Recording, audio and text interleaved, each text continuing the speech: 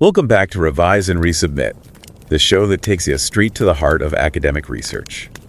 I'm Pavlov. I'm Makita, and today we are diving deep into a world that's exploding right now. Virtual influencers. Yeah, you know them, but probably not as well as you think. We're going way beyond the usual suspects, folks, from killer bunnies to talking cupcakes. Theorizing the diverse universe of virtual influencers. Catchy title, right? Oh, yeah, and it's not just some clickbait headline either. This is serious research published in the European Journal of Marketing, Which, as you know, is a top-tier ABDC, a listed journal. so we're talking high-quality, reliable insights here. We are, and the minds behind this study are none other than Rossella C. Gambetti from the Universidad Católica del Sacro Cuore. And Robert V. Kozinets from the University of Southern California. These are big names in marketing and consumer culture, folks. They really are, and they've given us a framework that honestly blew my mind a little bit. So think of this deep dive as like your cheat sheet for understanding all the different types of virtual influencers out there, how they talk to us, and why it even matters in our super digital world. It matters a lot, I think. This whole idea of virtual influencers, I mean, the paper defines them as synthetic characters with defined personalities aiming to foster social interaction and influence. But it's the diversity that we're seeing in this space that's really, really striking. Right. It's not just, like I said, those slightly unnerving CGI humans, you know? Yeah. The paper looks at this whole crazy range, like everything from singing anime characters to, you know, a literal sausage with millions of followers. Wait, a sausage? Oh, yeah. You haven't heard of Nobody Sausage? No, I don't think so. Oh, we'll get to him. You're But right. his popularity, it's not just a funny internet thing. Right. It shows the massive potential of this whole market. The paper, I think, estimates the virtual influencer market at like $4.6 billion already. Wow. Nearly a fifth of the whole global influencer market. That's huge. I mean, that's serious money. Yeah, brands are really starting to notice, but what's really fascinating to me is why? Like, what's driving this? It's not just slapping a logo on like a random virtual character and calling it a day. No, definitely not. There's a lot more strategy to it than that. Right. So to really understand how brands are using these things, we have to kind of break down the different types of virtual influencers, right? Cool. The paper helpfully identifies 4 main categories: hyperhuman, anti-human, panhuman, and alterhuman. And each one uses like totally different communication styles to get its point across. Right. So let's just start with hyperhuman, because I think that's what most people think of first. Okay. Like Lil Miquela, Shudu, right? Those incredibly realistic, almost aspirational figures. Right, like a digital version of those, you know, classic influencer tropes. Yeah, exactly. The perfect lifestyle, perfect everything. And the paper calls their personality the puppet. The puppet. Yeah. Don't think like creepy ventriloquist, though. Okay. It's more like they're kind of a blank canvas that the audience can like project their own desires onto. I see. So like how people create fan art of, what's her name? Hatsune Miku. Yes. Dressing her up, giving her different personalities. Exactly. Or like how Shudu gets styled by all these different fashion brands to, you know, show off their latest designs, so they're adaptable, you know, and open to manipulation. They can kind of fit the needs and fantasies of both the audience and the brand. Interesting. So how do they communicate? The paper uses the words glamour and intensification to describe it. Okay. Basically, they create this like heightened aspirational vibe. So glamour is like presenting this attractive presence and an exclusive lifestyle. Yes.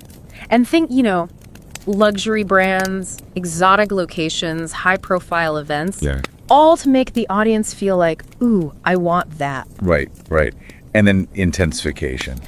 That's about like amplifying the emotions. You know, using vivid visuals, even emotional language. To create a stronger connection. Like those like concert moments where they're like overwhelmed with gratitude. Yes. Or those really heartfelt posts where they're being all vulnerable and resilient. Right. It's like tapping into that human desire for connection, even though the source is, you know, completely virtual. Exactly. They're masters of like manufacturing relatability on a grand scale. It's fascinating. But then you have the anti-human influencers who are completely different. Yeah, they're a whole other beast. It's like they're imaginative, disruptive. They almost like embody this sense of rebellion. Oh, yeah. Think like Googimon, the creepy rabbit. Oh, yeah. I've seen him. Yeah, with a penchant for violence.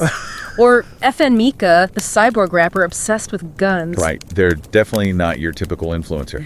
And their personality, the paper says, is the defiant. The defiant. Like totally the opposite of the puppet. They're all about challenging norms, being provocative, embracing bad behavior even. Like Gogimon's love of violence or FN Mika's gun obsession definitely pushes some buttons. Yeah, it's like they're intentionally courting controversy. It's a strategy, and then their communication style reflects that. Oh, interesting. How so? Well, the paper calls it flexing and antagonizing. It's not about mass appeal. Right. It's very targeted. So flexing would be like flaunting wealth and status, but with like a dark twist. Yes, or bad taste even. Okay. And antagonizing is about like going against the grain, stirring up trouble. You got it. And it's interesting how this connects to specific subcultures. Think gamers, the rap scene, they often embrace that rebellion and provocation. Oh, totally. So these anti-human influencers aren't trying to fit in. Nope. They're using their unique visuals and that communication style to connect with a specific audience that values that, like, difference. It's a niche market. What about pan-human? What are they like? Okay, so pan-human influencers, they're more wholesome, more educational. Okay. Like, think of binfluencer. Influencer. Yeah, the bee advocating for environmental causes. Or Mardia, the Mexican virtual human promoting cultural traditions. Oh, right. I've seen her. They definitely feel like they're trying to teach us something. They are, and they're realistic, but there's that emphasis on their non-humanness. It's almost like it gives them more authority, right, to talk about values and stuff. That's an interesting point. So what's their personality type? The paper calls it the teacher. Makes sense. Right. They're knowledgeable, sensitive, and they promote inclusivity and like new perspectives. So it's not about selling a product, it's about spreading a message. Exactly. And their communication is educational, friendly, but also pretty elaborate. The paper uses acculturating and activating to describe it. Acculturating and activating. Okay, break that down for me. So acculturating is like teaching the audience something new. Okay. Whether it's cultural traditions, environmental issues, different ways of thinking. Gotcha. Like Marcadia sharing her grandmother's recipes or binfluencer explaining pollination. Exactly. And activating. That's about getting the audience to actually do something based on that knowledge. Like, Marcadia promoting dog adoption or binfluencer encouraging people to plant bee-friendly gardens. I get it. They're all about action. Right. And the paper suggests their audience is like actively seeking meaning. They want to make a difference. Which these influencers help them do. Okay. So we've covered hyperhuman, anti-human, pan-human. That leaves extra-human. And these guys are probably the most visually out there. Oh, boy. This is the sausage one, right? It is. Nobody sausage. Or like the good advice cupcake. A cupcake giving advice? Oh, yeah. Dispensing wisdom with a cherry on top. They're imaginative, often humorous. Yeah. And they offer a sense of like lighthearted escapism. It's all about good vibes. Totally. And the paper calls their personality the pal. The pal. That fits. Right. Like the friend you turn to for a good laugh and some simple advice. Makes sense. So how do they communicate? I bet it's pretty different from the others. It is. It's recreational, short, full of jokes and trends, very like TikTok humor. Oh, yeah, I see that. Short, snappy, attention-grabbing. The paper describes it with the terms legitimating and symbolizing. Legitimating and symbolizing. Yeah, so basically, they tap into existing trends, and then they create a unique visual identity. So, like, legitimating is using those trends and memes to connect with the audience. Exactly. Think Nobody Sausage doing the latest viral dance. Oh, okay, I get it. And symbolizing is about, like, that unique visual style, like Nobody Sausage's weird dance moves. Right. Or the Good Advice Cupcakes, adorable design. So they're not trying to, like, sell a lifestyle, make you feel inadequate. Nope. They're just here to entertain, make you smile. Which is honestly pretty refreshing. It is. It's powerful. And it's wild to think all these different types, they're not just reflecting our reality, they're actually shaping it. Whoa. Like changing how we interact with brands, how we consume media. Yeah. Maybe even how we see ourselves. That's a big thought. It's like watching the birth of a whole new way of communicating. It is. And the crazy thing is, this is just the beginning. So next time you're online, pay attention. You might be surprised by who or what is trying to influence you. I'll definitely be looking out for that wrapping sausage. Gambetti sausage. He's one of a kind. And that brings us to like a really important point the paper makes about these virtual influencers. It's not just about their personalities or even their communication styles, really. Okay, so there's even more to it. I'm ready to get even deeper. Oh, yeah, absolutely. The paper argues that the visual form of these influencers is key to how they work. It's not just some superficial detail. So, okay, got these 4 types, but it sounds like how they look adds like another whole layer to this whole thing. It does. So I'm curious, how does the form like impact the actual function? How does that work? Okay, so think about it this way. The realistic ones, right? Like those hyperhumans, they work because they tap into our existing desires, right? Like we as humans are already primed to like respond to beauty, status, all those classic influencer things. Tropes. That they embody. Yeah. So they're kind of like playing on our pre-existing expectations, desires. Exactly. But the imaginative ones, anti-humans, can-humans, all this. Right. They're doing something different. They're not mirroring us. Yeah. They're shaping our desires by like introducing new ideas, new ways of thinking, even new aesthetic preferences. So that's a really interesting distinction. So like a hyperhuman influencer might make me, crave that new designer or whatever. Yeah. Whereas an ultra-human might make me want like a nobody sausage plushie. Exactly.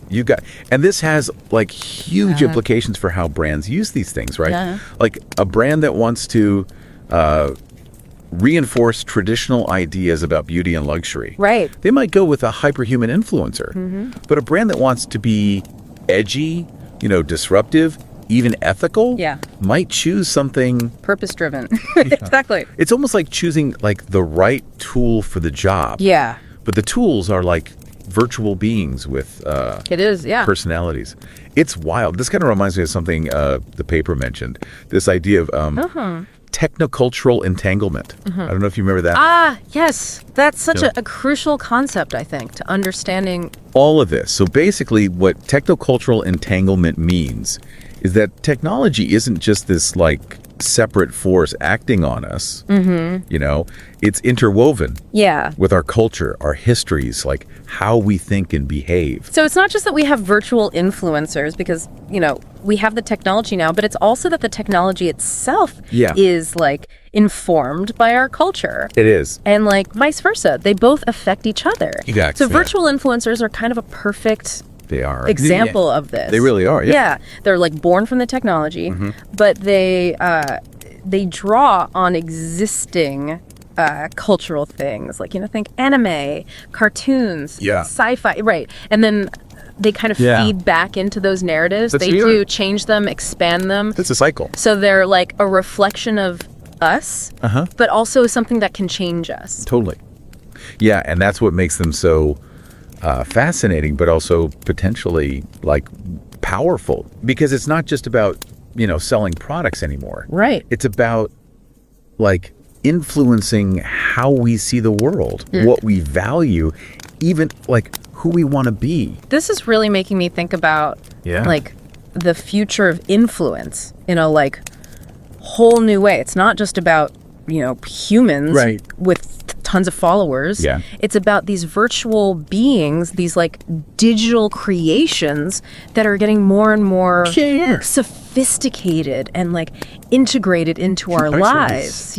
It's interesting too, because it's not just like a one-way street, right? Like consumers are getting more savvy, more aware of how they're being influenced. They're demanding transparency, authenticity, even from virtual beings, which is kind of a wild thought. It's like a dance almost. It is, Like the creators are pushing the boundaries, seeing what works, and the audience is like pushing back, wanting more, wanting something different. And as AI develops, it's just going to get more complex.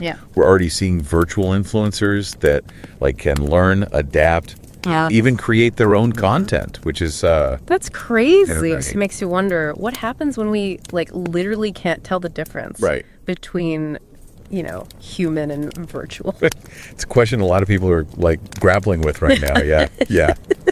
But from a marketing perspective, I think it's both like exciting and scary, right? Imagine a virtual influencer that can like tailor its message to each individual person, responding to their, needs, desires in real time. That's amazing and kind of scary at the same time. It is. But it also shows how important it is to think critically about this, right? Like, we need to be aware of how these virtual influencers are working, what their goals are, and how they might be, shaping how we think and feel. So it's not about rejecting them outright. No. It's about like engaging thoughtfully, totally critically, and understanding the bigger picture. Exactly. And that's where, understanding the different types and their communication styles and like what they're good at, what they're not good at becomes really, really important. It gives you the tools to like navigate this whole crazy digital landscape. It's like having a decoder ring for the future of influence, almost. I like that. I like that analogy. You need to know the language, the symbols, the strategies to like really get what's going on. And ultimately, it's about empowerment, right? Like it's about giving you the knowledge to make informed decisions, whether as a consumer or just like a person living in this world where this is just going to become more and more common. This has been, this whole deep dive has been really eye-opening, actually. I feel like I have a much better grasp on, like, what this is all about. It's not just a fad. It's, like, a fundamental, it's a shift. Shift in, like, how we communicate. Totally. How we connect, how we're influenced. Absolutely. And it's still unfolding, too. Like, the paper is a great, like, snapshot of right now. But who knows what's going to happen, in the future. That's the exciting part, right? We're all, like, part of this experiment, this evolution, and like we get to help shape it. Yeah. Hopefully in a good way. That's the goal. And in a way that's, fun. Yeah. Before we wrap up, there's one last provocative thought that I wanted to share. It's from the paper. Just something to kind of think about. Remember those 4 types, right? Yeah. Hyperhuman, anti-human, all that. Yeah. They were super helpful. But what the paper doesn't really address is this. What about the types that don't even exist yet? Oh, wow. Okay. As AI gets better, what new kinds of virtual beings are we going to see? We've been talking about these categories, but like that's based on what's already out there. Okay. So what about like the virtual influencers of the future? Yeah, exactly. What are they going to like? What will they look like? How are they going to talk to us? What are their like values going to be? And will they like reflect us or will they change us? That is a mind-blowing thought. It is. It's like we're at the edge of like this uncharted territory. Yeah. And we have no idea what we're going to find. And that's what makes it so exciting. It is. The possibilities are like endless. Yeah. And it's up to us, to kind of shape. As consumers, as creators, as humans. Humans, to shape this in a way that's, That's good for all of us. Yeah, that's good for everybody. Exactly. Yeah, it really is. Like, it's fascinating, but also kind of like, a little freaky to think about. It is. But it's also why, like this whole deep dive is so important, right? No, so it's not about being scared of virtual influencers, but more about just like understanding them. Exactly. Like the more we know, the better equipped we are to like, navigate this whole thing. Knowledge is power, right? Especially when things are getting so blurry between, what's real and what's virtual. Okay, so for our listeners, like what's the big takeaway here? What should they like remember as they, scroll through their feeds and encounter all these virtual influencers? I think the most important thing is to remember that, influence, it's powerful. Whether it comes from a human or like a virtual being. Don't just passively consume it, right? Like be an active participant. Question what you see. Yeah, question everything. Think about who's behind the virtual curtain. It sounds like we need to approach virtual influencers with the same like critical eye that we use for, all media. Exactly. Like don't just take things at face value. Look deeper. Think about the motivations, the messages they're sending and how those messages might be affecting you. Like understanding the different types of virtual influencers, their tactics, like what they're good at, what they're not good at. It's almost like having a roadmap, for this whole crazy world. So we're not saying reject all virtual influencers. It's more about engage with them thoughtfully. Right.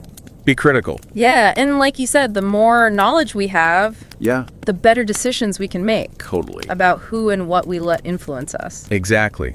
And who knows, maybe some of our listeners out there will be inspired to create the next generation of virtual influencers. Ooh, that'd be cool. Right. Using all this knowledge, like shaping the future of this whole thing. I love that. Well, this has been awesome. Thanks for taking us on this wild ride through the world of virtual influencers. I feel like I learned a ton. My pleasure. It's a fascinating topic. And if you're hungry for more deep dives into fascinating research like this, make sure to subscribe to Revise and Resubmit on Spotify and Apple Podcasts. We'll keep bringing you the insights that matter, helping you stay ahead of the curve in this ever-changing world. Thanks for joining us. Until next time, keep those minds curious.